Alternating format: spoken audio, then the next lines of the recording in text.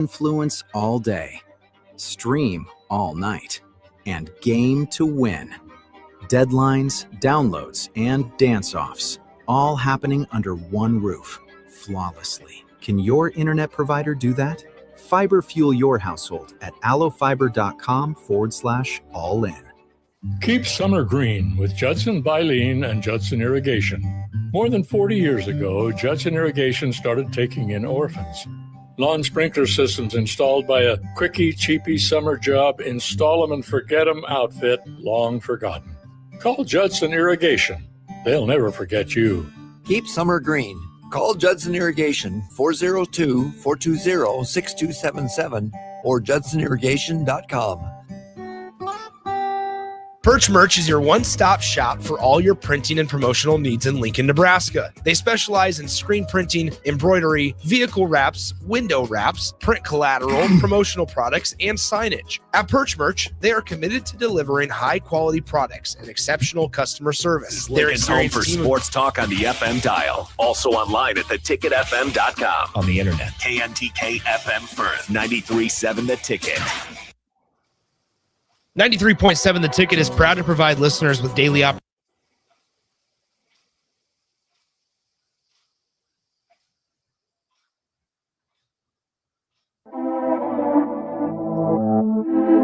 For years, he cleared the way as a fullback. Now, on Sunday nights, he clears the way for better conversations, for perspective, for integrity, for the week ahead. This is Clearing the Way with former Nebraska football fullback Willie Miller on 93.7 The Ticket. Hey guys, welcome back. This is Clearing the Way with Willie Miller on 93.7 The Ticket. We got Bach over there on the controls for us tonight, taking care of things. So grateful to have him taking care of things. Tonight is episode 6. So the title for tonight is The Heart Beneath the Armor. Okay. And really the theme is just kind of focusing on how some of the kindest people you know had to fight battles you never saw.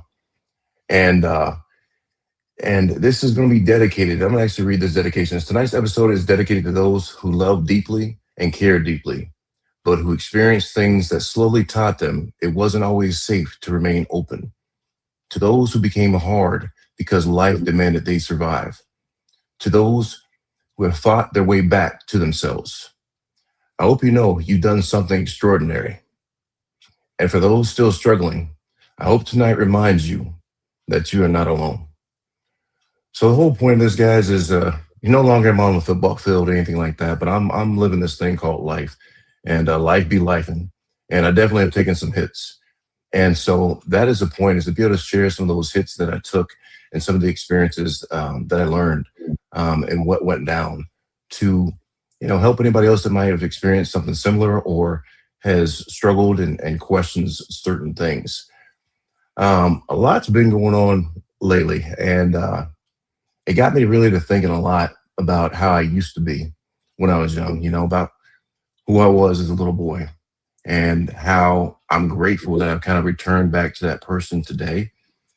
But I also had to look at a lot of the damage that was done during that time frame and why maybe some of that damage happened and what changed in me that had me go from being so loving, so caring, so generous, so open, because that's how I was at 5, 4, 5, 6. Elementary, man, that's the kind of kid I was. I was not a mean kid. I was not trying to hurt nobody. I was simply just trying to just enjoy, But, I got to thinking, and, tonight, that's the point of this show, is to be able to be real and to share the real stuff with you. And what I have to share with you is that, 10 years ago was the first time I shared with my immediate family, so my parents and my 2 sisters. And what I had to share with them is something that happened to me that shaped me, made me, caused me to start putting armor on, caused me to need to protect myself, caused me to view myself in a certain way and view others in a certain way. And literally, guys, that was a sexual assault. Okay. And that's something that went down. That was something that happened. That was something that got stuffed down into the depths of my being. Because again, there is no life manual on life about how to deal with these different circumstances when you deal with something so difficult that you can't go and you can't share about that with somebody, that you can't say something, that you can't, it makes you question everything. So, like I said, that little boy that was smiling and happy and joyful and everything else, started thinking back to that little boy. He started smiling a little less. He started getting a little quieter. He started not being as open as he once was. And at that point, yeah, I always wondered, I was suicidal for a very long time. And I couldn't put my finger on it because I'm like, I got good parents. You know, heck, people like, yeah, you're successful in sports and school and all that. I'm like, but yeah, they just didn't know all of the attempts that happened. And again, it came back to me finally figuring out that there's something, and that's what it was that just caused me again to question everything, question God, question it all. And I'm just grateful that I'm here today and able to talk about certain things. The other part, people don't also understand that some of the nicest people you meet, like, don't push them, too, because again, sometimes they've had to survive certain things. Nice people, they have a lot of hate. People come at them hatefully, and you have to really get past some of those situations and things. And what I mean by that is, in addition to that incident, whatever, there was bullying, right? So I got bullied all the time in freaking elementary school and up even into middle school. There were those different moments. And what caused them? Because I thought to myself, it'd be like, what did I do? What was all that? And sometimes what I'm finding out or what I'm just observing in life is that sometimes just being happy brings hateful people your way. And it's just one of those things. And we get to keep on keeping on. We get to keep on pushing on. We get to keep on trying to be the best we can be. But I honestly don't know how you do that without changing a lot of your fiber of who you are, about how you go about things, about how you look at people.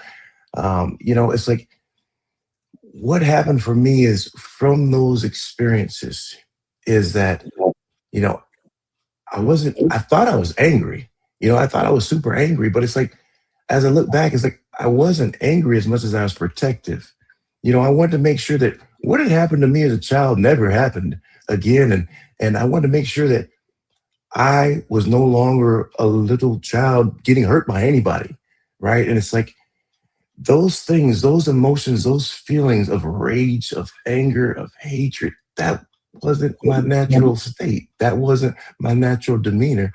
But yet those were states that I became a little bit accustomed to at certain times to survive certain situations, and it's like, as I look at certain things, even playing football, even when I was little, I didn't even like hitting my friends. I didn't want to hit my friends. I mean, that was just not what I wanted to do. But again, I wanted to impress my dad, and I can tell you, with those things that happened, with those bullying, with all that stuff, man, it pushed me. Oh, it pushed me. And it caused me to lift hard. It caused me to, I went and hit that weight room so hard between my 8th grade year to the 9th grade that pretty much everybody had always accused me of doing steroids. But what they don't understand is I was up at that gym every single day of between my 8th grade year and 9th grade year, every day with Elias Lee and others that were in that place lifting and working out. They don't know that I was doing the Herschel Walker plan of 1,000 push-ups, 1,000 sit-ups in addition to that every single night. Because when you have something happen to you again, you can go someplace in your mind that other people can't go because you have to. It's not like you want to. It's if you're going to survive, if you're not going to give in, if you're not going to fully just lay down and die, you have to push. You have to move forward. You have to try and get on to that next phase. And that's the only way I knew how to do that. Because as men, especially growing up, that's just not something you talk about. That's not something you can share. You can't go into that and everything else. So you have to find different ways to get it out without letting it out, because as I was growing up, one of the biggest lies that I ever heard, and to this day, it frustrates me hearing people say it, is that saying that sticks and stones may break my bones, but words will never hurt me. Man, words hurt me. Okay. Words are powerful. Words have power. I'm a type of person that you could hit me all day with the sticks and the stones, man. I'm gonna be okay. But some of these words, some of these things, I mean, as a child, when you got somebody that starts referring to you as certain names just because you don't look like them, because they're angry about it, and seriously, just a child just walking by somebody and then saying something angrily at you. And then you get to say to yourself, what are they talking about? And why does it feel like that hurts? So there's different things, and not just that, there's the name calling. I mean, because kids are mean. Kids like to pick on, they like to do the jokes and everything else. And then you get left to try and process those things and to deal with those things. And again, for me, it was too much because again, if you got something that's telling you that words will never hurt you, but yet every time you turn around, words are hurting you, you're feeling the feels, people are hurting you. It becomes a little bit like, what is going on? Why and what? And so, like I said, I was talking with a friend the other day, and it made me just really think about that suicidal part. And it was just like, today I'm grateful I don't have that, but the part of this whole thing of growing up and the bullying and all that kind of stuff was, it ate away at my soul. Okay. It ate away at my soul, and it did remove a bit of that love and joy actually. And it also, it did remove love from within. I didn't love myself after that. That's just hitting me. Sorry. I did not love myself after that. And that was wow, that's been a problem my entire life, is not loving myself. And I'm just putting two and two together is I love myself up to that point, you know what I'm saying? And so that's a lot to process. And today being a day where I do love myself, but again, it happened only after I was finally willing to sit there and understand that I am broken and I need help.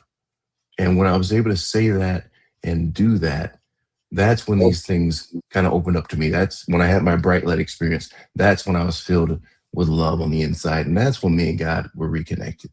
Okay. Because again, for a long time, it just didn't make sense to me. It didn't make sense to me, and I didn't want it to make sense. But I can definitely say that that helped me tremendously. The other thing I want to point out too is just how simple it was for me in high school. I talked about how much I worked out. People were thinking I was using and all that, but once I even got to high school, I worked out before school, like 5 o'clock in the morning again, would obviously worked out at a certain point during the day, and that we had practice and sometimes work out after that. So people don't see the work. They just see you at that moment. They don't know what all you went through to get to that point. And I'll say that even in high school, when we got to games and playing football, now I would never block anybody because blocking didn't make sense to me in high school. So I didn't do that in high school. Okay.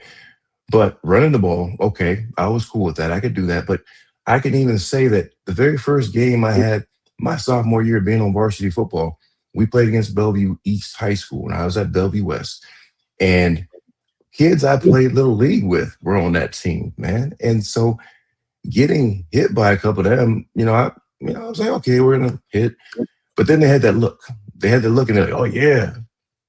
Then it got me, and then the armor came on, right? Then during the game, then I start running hard. Then my point was to punish them. It wasn't just to try and run the ball and advance the ball. My goal was to run you over. I wanted to inflict pain because somebody had inflicted some pain on me, I guess. And so therefore that was the goal in running the ball. And that made sense to me because if you're going to come at me, I'm going to come back at you and I'm going to do my job, and that was the biggest driving force. And a lot of these things have been things that most of my life, I haven't had no clue about that. Like I said, for those of you who don't know me, there's a 10-year of being on disability, 10 years of being on all these medications, thinking it's bipolar, when come to find out from the psychiatrist officially that it's PTSD, wasn't bipolar, and that's what the issue was.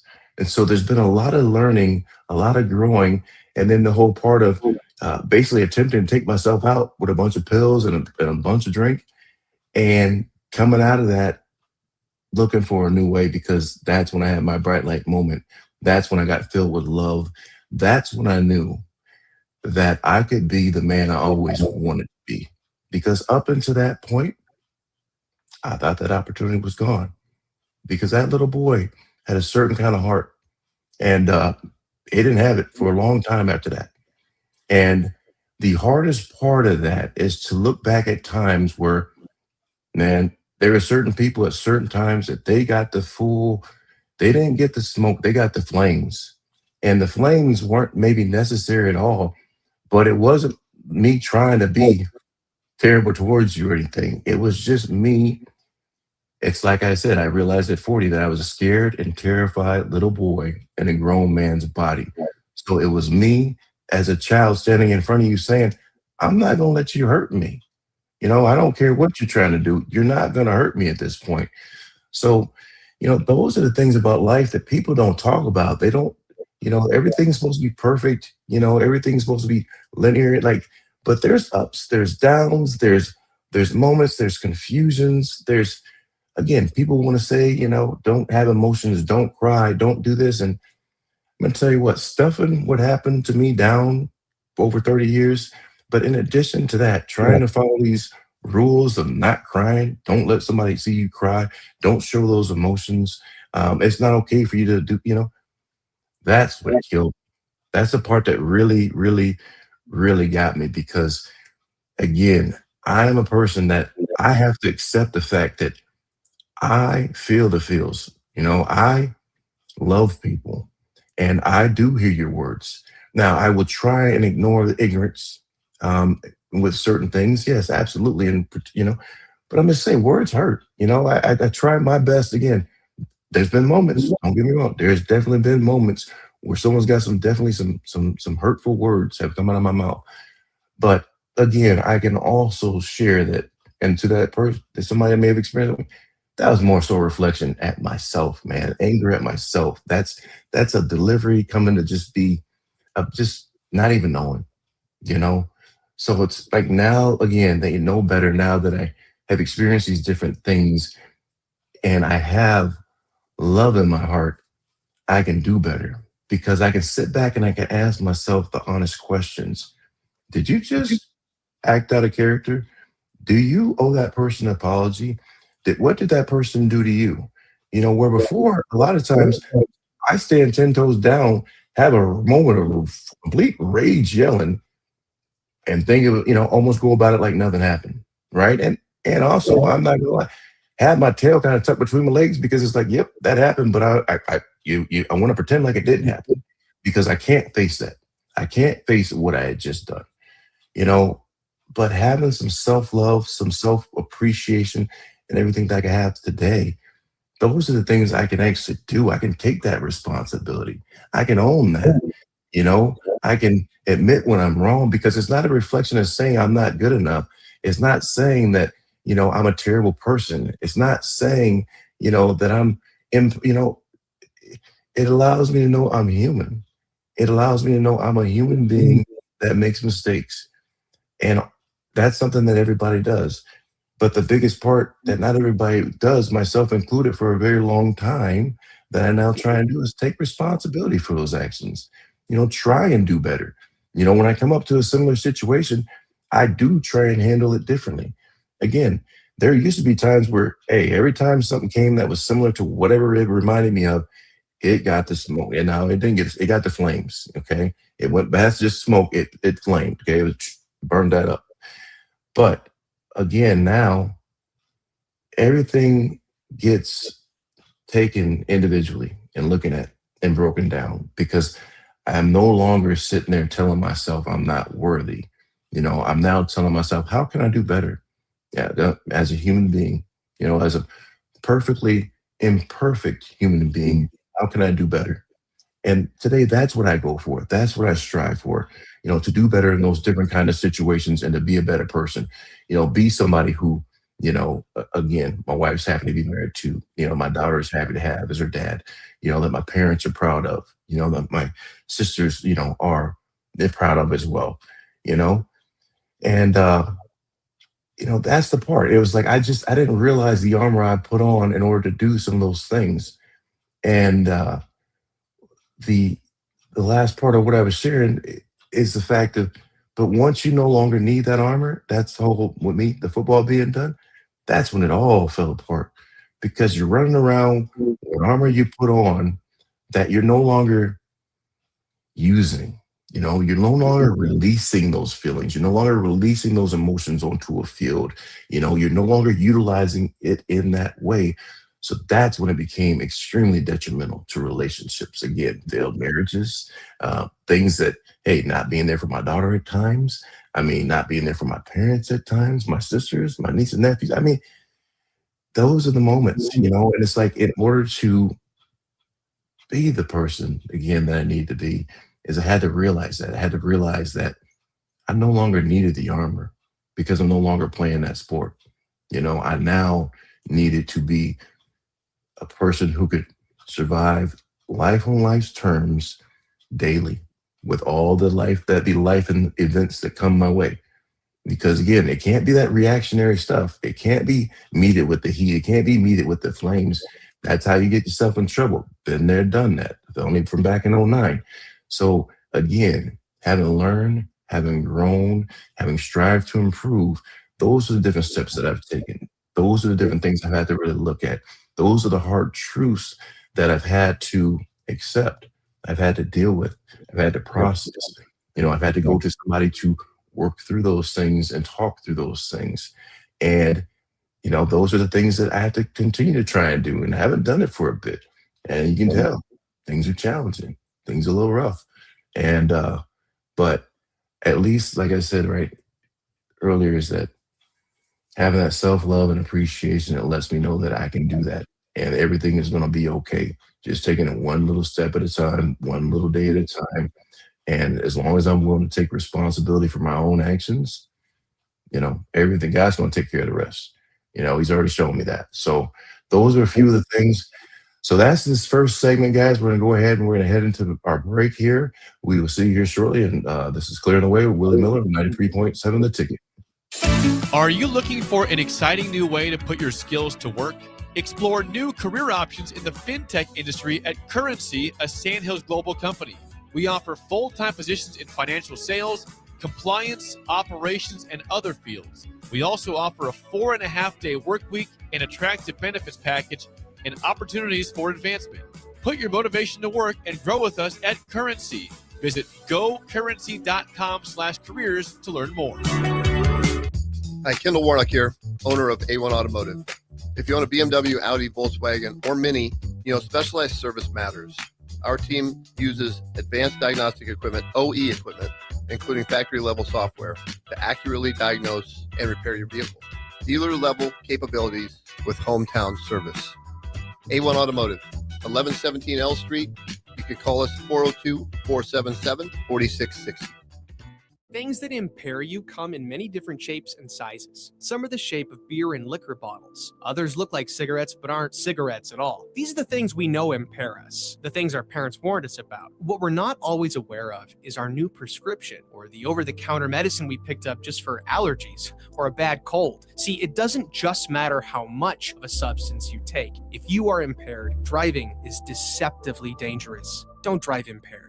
Paid for by the NDOT Highway Safety Office. Back Nine Golf in South Lincoln is the premier indoor golf experience in the state. Back Nine Golf is open to the public with 24/7 access for their members. Whether it's a range session to get accurate club distances, 18 holes with some buddies, or a one-on-one lesson with Back Nine's PGA teaching professional, their top-of-the-line full-swing simulators are there to help you lower your score in perfect conditions. Learn about Back Nine's variety of memberships today and see the facility for yourself at 7501 South 15th Street in Lincoln, just south of 14th and Pine Lake Road. Back Nine Golf, the premier indoor golf experience. Lincoln's go-to for fun isn't new. It's a place that's been a staple of the city for years and is only getting better. Matson's Bowling and Billiards always has open bowling available with no long lines, unlike other centers. They have live music almost every weekend and great food at EJ's Bar and Lounge, with seating for 150 people. They have popular meals like the EJ Burger, pizza for the whole family, and famous EJ's Wings. Contact Sarah to book a party for friends, coworkers, or family at Madsen's Bowling and Billiards, just south of 48th and Holdridge. Need service on your home air conditioner? No matter what brand you have, just call Bryant, 467-1111. Bryant Air Conditioning, Heating, Electrical, and Plumbing. Where there's smoke, there's flavor, and there's plenty of it at the Smokehouse at Super Savor and Russ's Market. Award-winning old world recipes made in Lincoln since 1984 with many flavors of smoked sausage and brats to choose from. The Smokehouse has something special for every season: brats and sausages for the grill, beef sticks and beef jerky for snacking, and smoked salmon, smoked turkey, or smoked hams for your holiday feast. Stop by the Smokehouse at Super Savor and Russ's Market today to fulfill your search for real flavor. Guys, if you're dealing with low back pain or trouble urinating, don't just live with it. These could be signs of treatable conditions. At Advanced Medical Imaging, their interventional radiologists specialize in minimally invasive procedures designed to relieve symptoms and improve your quality of life without major surgery. June is Men's Health Month. Take the step. Call Advanced Medical Imaging today to schedule a consult and find out what AMI can do for you. Are you looking for a fresh new hangout spot? Let me tell you about Liquid Assets Sports Bar, where Mondays mean new weekly drink and food features. With 23 taps, a full lineup of cans and bottles, and 40 TVs blasting every sports package out there, you'll never worry about missing a play. Savor high-end spirits at their stylish top-shelf bar, enjoy a healthy menu, family-friendly atmosphere, and catch all of your favorite teams every day. Doors open daily at 11 a.m. Liquid Assets Sports Bar, located at 2755 Jamie Lane in South Lincoln. Play ball! Some places just feel like home. In Lincoln, that place is Haymarket Park. For 25 seasons, it's where we gather with friends, with family, and our out-of-towners who want that same warm welcome. It's where kids catch their first foul ball, where we're all neighbors for at least 9 innings. Because when Salt Dogs fans root for our home team, there isn't a single stranger in the stands. So come one, come all, and let your local tradition play on. Get your tickets at saltdogs.com. Real stories, honest reflection, and practical perspective for the week ahead. This is Clearing the Way with Willie Miller. All right, guys, we are back. It's Clearing the Way with Willie Miller of 93.7 The Ticket.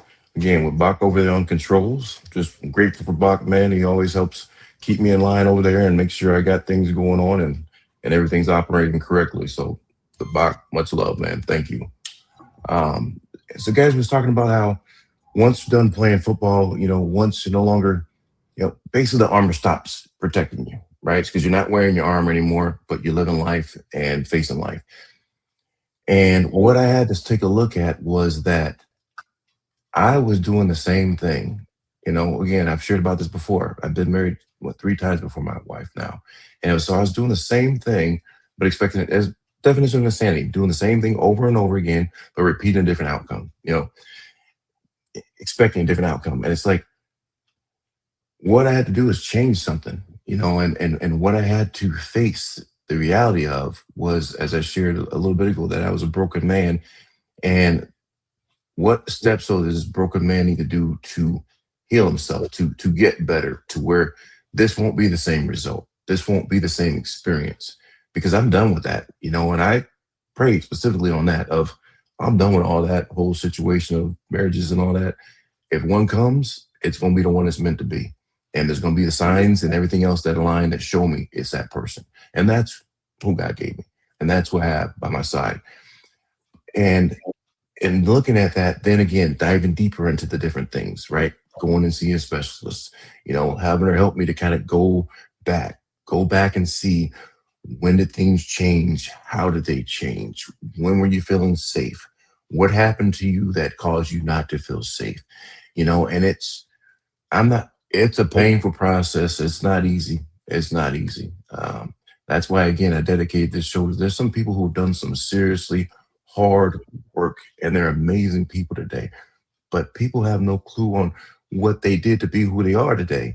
And so for those of you out there that have done that hard work, man, I applaud you, because I don't know. If left to me, I don't know I would have done that had it not come about the way it came about, and kind of forced me in a sense, okay, it's time to change it up, And I'm reflecting on a bit of this stuff too because I went and saw my parents last week to kind of spend some time with my dad. Again, he had some health scares and things, and you just never know. You never know how much time you're gonna have with somebody. And I want to spend some time with the man because you know for so long, again, growing up, I was thinking he's not doing it this way. He's not doing it that way. This is what I need for him to do in order for me to feel loved. And it was silly. It was silly because man, I had guys. As I reflect back, there were guys who actually let me know how lucky I was to have my dad and that he was at games and things, especially in college. Man, I'm gonna send a huge shot of love out to Rashawn Jackson, BJ, and also to Sheldon Jackson because both of you guys pulled me aside and literally said to me, Willie, you should be grateful that your dad's here, man. And he's proud of you. I think those words may have came out of your mouth, but at the time I couldn't hear it. Too much hurt, too much pain, too much blaming about things that, again, I didn't even get.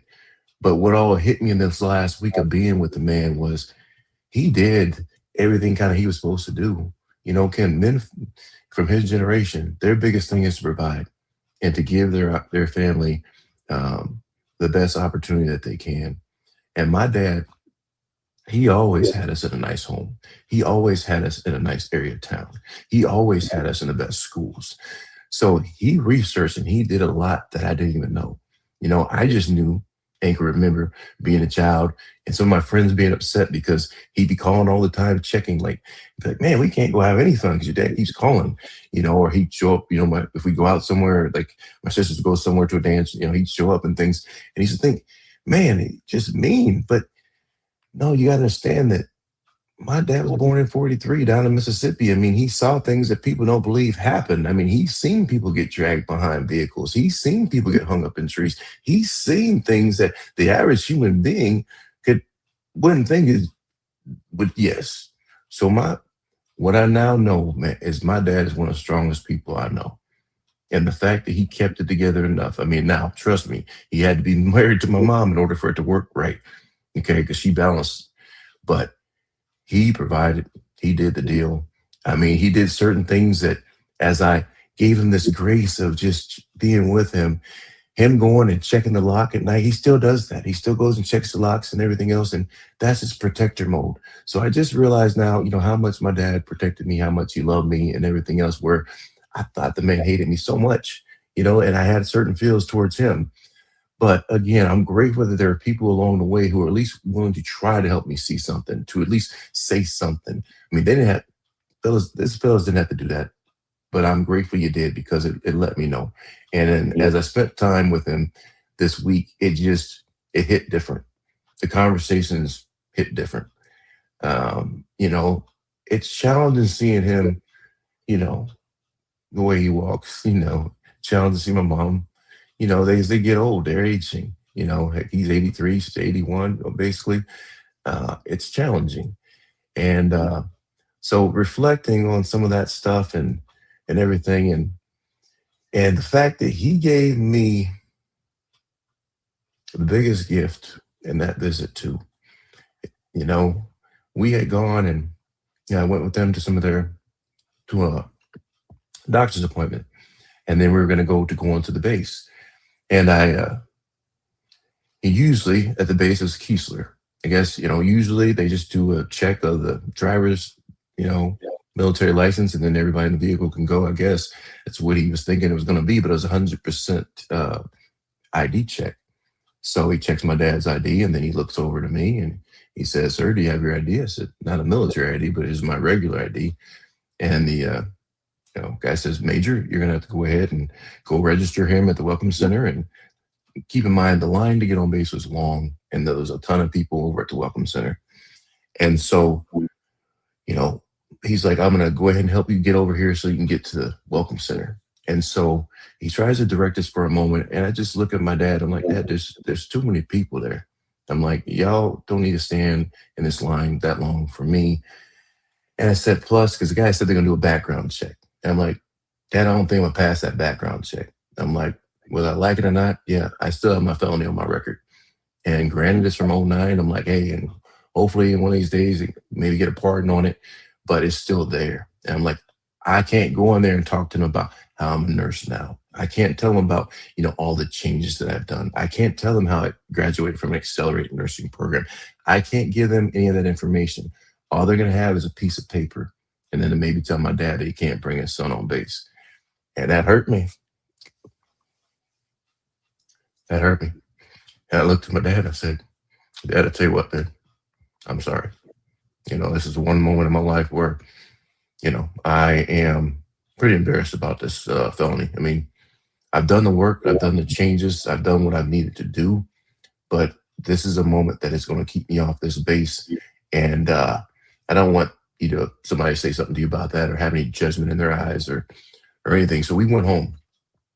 But he was telling me, you're fine. It's no big deal, no big deal. But he could see it. And I think he heard it. He felt it a little bit.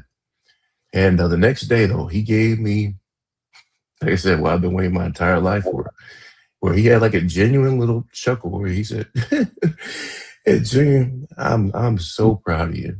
I am so proud of you that you're a nurse and that you done changed it around. And him saying those words to me, man, that hit.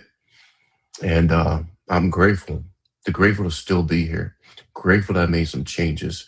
Grateful that my heart had softened to where we can just sit and we could be together and we could spend time together.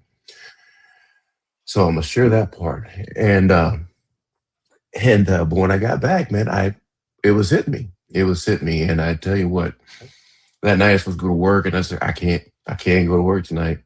I knew where I was at emotionally. I knew that I was a little angry, as far as not at anybody, I don't know. And I don't know if it's so much anger, it was just emotions. I was overwhelmed with the emotion. I didn't trust myself because I'm around folks that they try to cuss you out and all that kind of stuff, and you have to keep your composure. And I usually do. And I'm like, okay, thank you very much, whatever. I didn't trust myself in that situation. And I'll share that I'm glad I didn't, because I started thinking a little bit more, and I'm kind of in my feels. I'm listening to some music, and it brought me back to another experience. And it was a grief moment, something I hadn't fully processed yet. And it was with the boys, because the boys passed. My wife and I had done IVF.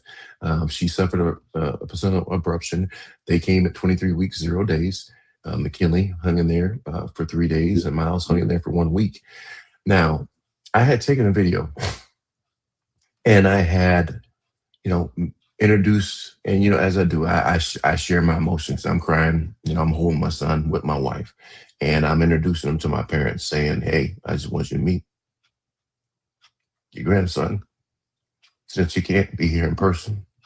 And with that, I tell you, I had posted that, and out of all people, one of the bullies from way back in the day had made a comment on it, basically insulting the situation. And I let that go. I deleted that comment and everything else. That was the only comment that was disrespectful. And I tell you what, I acted out of character, because I totally sent that person a text. I sent him a text and just told him that was inappropriate. You didn't need to do that. And I told him I kind of wanted an apology. And I said, please. But just the fact that I reached out and something way back in the day, being so emotionally triggered, was disappointing to me.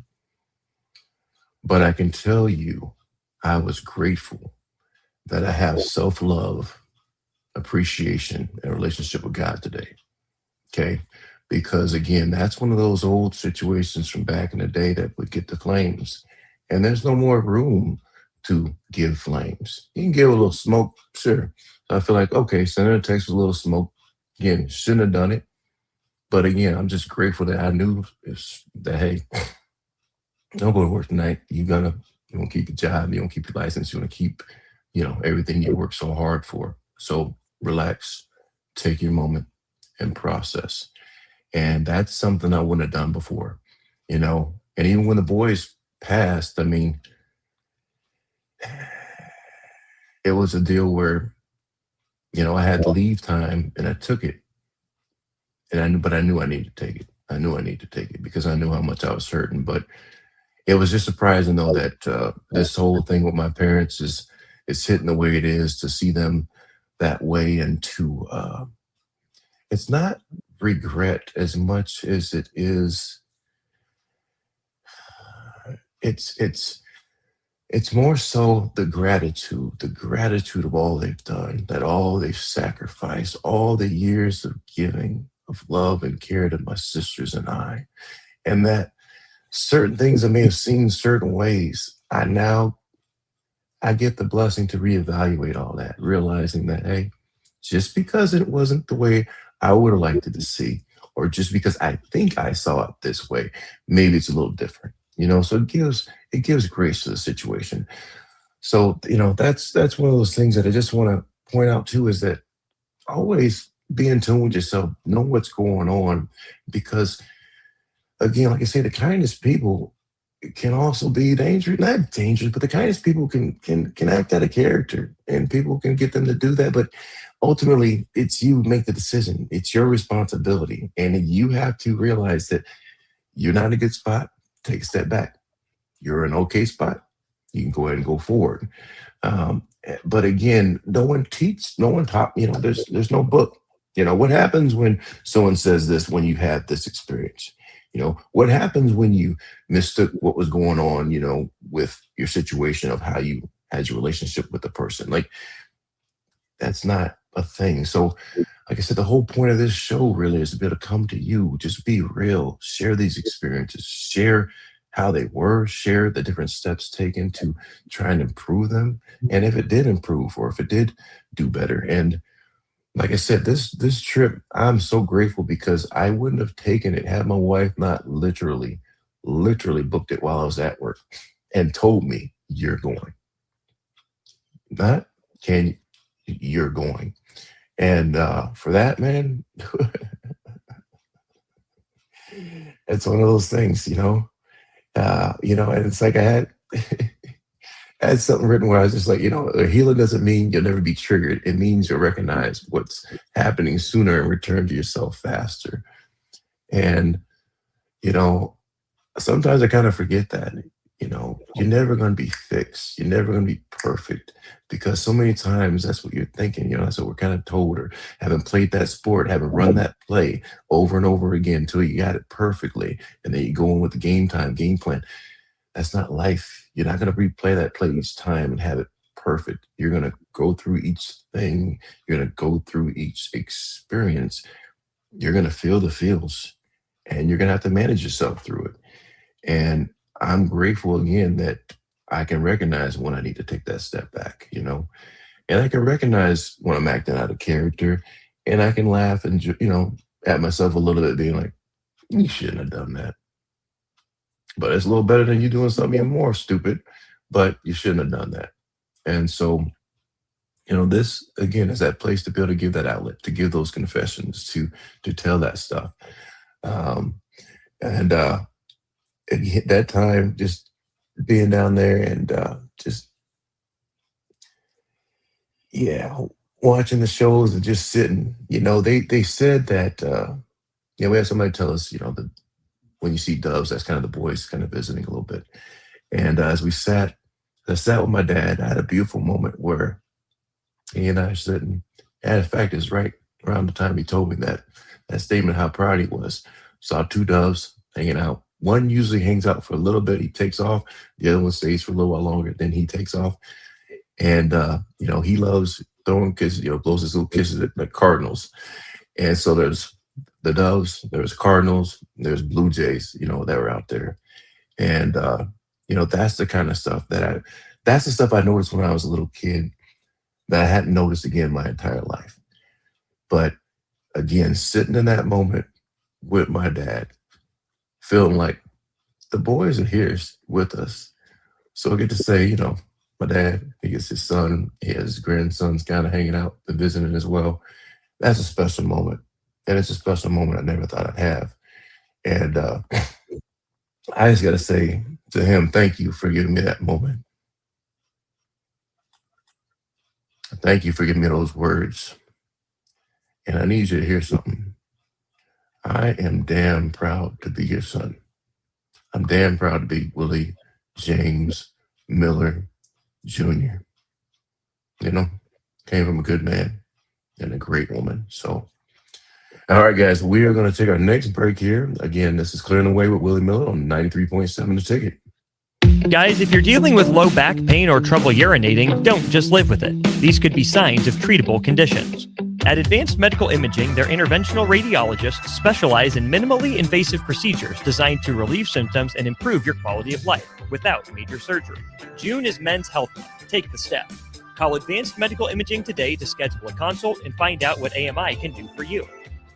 Are you looking for a fresh new hangout spot? Let me tell you about Liquid Assets Sports Bar, where Mondays mean new weekly drink and food features. With 23 taps, a full lineup of cans and bottles, and 40 TVs blasting every sports package out there, you'll never worry about missing a play. Savor high-end spirits at their stylish top-shelf bar, enjoy a healthy menu, family-friendly atmosphere, and catch all of your favorite teams every day. Doors open daily at 11 a.m. Liquid Assets Sports Bar, located at 2755 Jamie Lane in South Lincoln.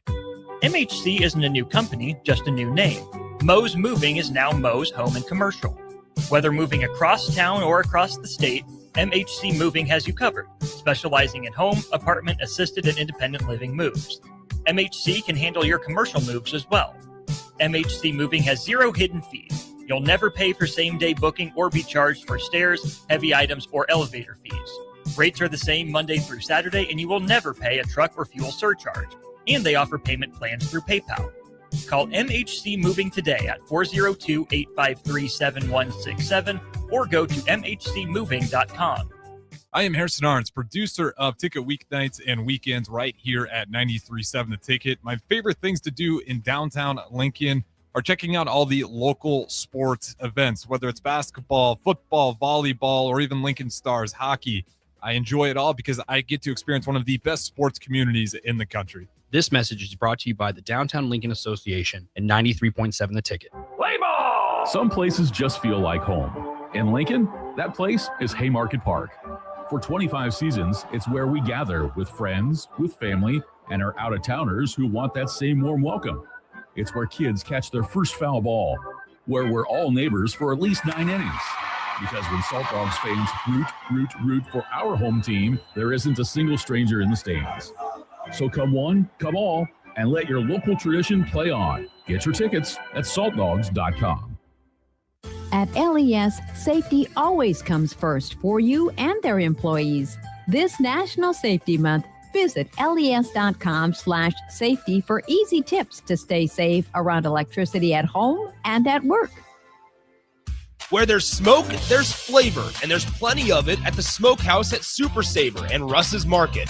Award-winning old world recipes made in Lincoln since 1984 with many flavors of smoked sausage and brats to choose from. The Smokehouse has something special for every season: brats and sausages for the grill, beef sticks and beef jerky for snacking, and smoked salmon, smoked turkey, or smoked hams for your holiday feast. Stop by the Smokehouse at Super Saver and Russ's Market today to fulfill your search for real flavor. Hey Husker Nation, this is Todd Euler, 2-time national champion, here to talk to you about Window World Lincoln. At Window World, we specialize in replacement windows, doors, siding, and roofing. Whether you're looking to enhance the beauty of your home or increase its energy efficiency, we've got you covered. And here's the best part. We offer the best for less. Our team is dedicated to providing top quality products and exceptional service at affordable prices. We want to earn your business and make your home improvement dreams a reality. So why wait? Contact Window World Lincoln today at 464-7313 or visit our website at windowworldlincoln.com. Window World Lincoln, where quality meets affordability. Now's the time to lock in the best deal of the year on a new John Deere sprayer during Landmark Implement's Sprayer Early Order Program. Leverage the industry's latest technology with See and Spray. Target weeds with precision and cut herbicide use. Utilize Exact Apply to save in chemical usage and prevent over-application. Don't forget, secure early order savings and get the sprayer that maximizes every pass. Visit your Landmark location for full details and experience the Landmark difference. Real stories, honest reflection, and practical perspective for the week ahead. This is Clearing the Way with Willie Miller. All right, guys, Welcome back. This is Clearing the Way with Willie Miller on 93.7 The Ticket. Again, with Bach over there on the controls. All right, guys. For this last section tonight, I wanted to talk about, finding that heart again, and how to maybe try and do that would help me. And a movie I've always loved, man. I've always loved this movie. I haven't seen it probably 20, 30, 20 years at least, was Good Will Hunting. And Good Will Hunting has Robin Williams and Matt Damon. I'm terrible with names for actors and things, so I apologize. But Ben Affleck's buddy that's is always in the other movies. But so, anyways, that movie hit hard because it mimicked so many things about how I kind of did things a little bit in my reaction to people, of going and getting the bullies that had bullied me, just the silliness that guys might try and do to be tough guys or whatever. That's what I'll say I was trying to do, I guess. But watching that movie and seeing that guy, seeing that character, and seeing, Robin Williams as a counselor that this guy starts to open up to, and you're seeing, I was able to see like the good qualities in this guy, Yeah, he beat up his bullied kids that bullied him, but he had a love and care for people. It's all about his friends. I mean, he had some really good qualities. Yeah, he was broken, came from a tough little environment. So he was a broken individual, but he still, there's still some good stuff. And, it's like what it took in that movie was Robin Williams seeing him and talking to him and saying to him, at the end, it's like he was telling him, it's not your fault, and he said it again, it's not your fault.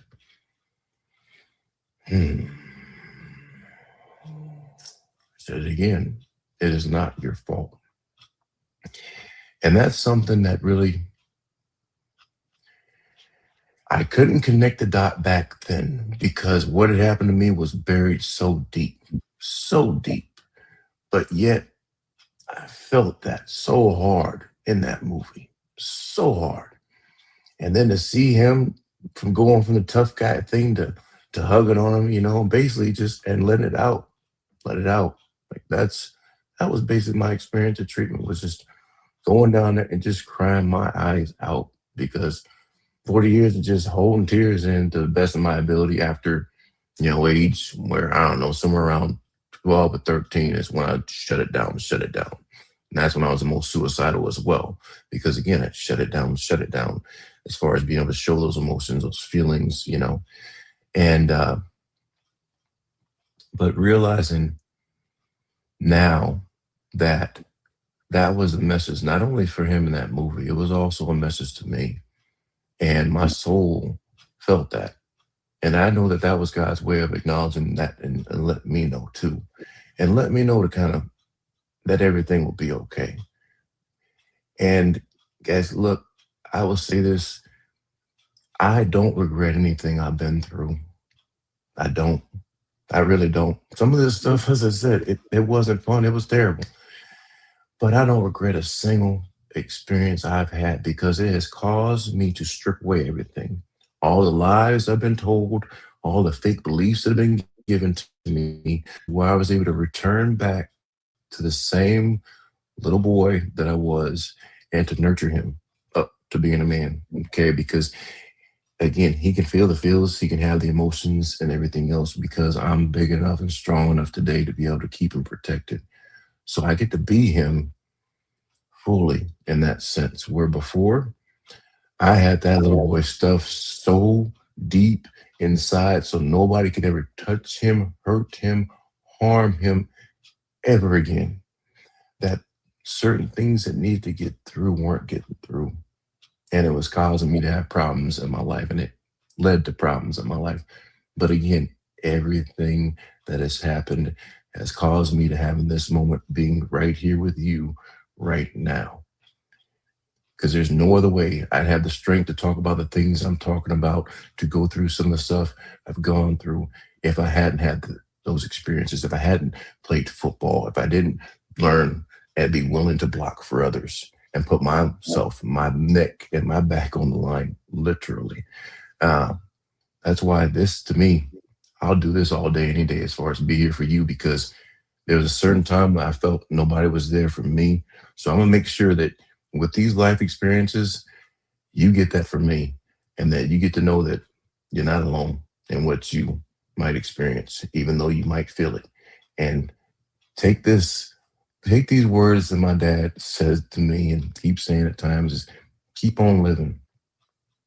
And I add on the second part of that, because the moments you're getting pressed the hardest, your miracle is right on the other side of that. You just have to make it through. But if that pressure and that pressing causes you to go ahead and go deep dive into the addiction, deep dive and be gone, or if it causes you to, act out of character and go, get another charge, whatever it is, that's what keeps you from it. That's what keeps you from becoming who you're meant to be and how you're supposed to be. So guys, it's been one tonight, but I'm grateful to be able to be here with you. I'm grateful to have this platform to share. This is Clearing the Way with Willie Miller on 93.7 The Ticket. See you next week.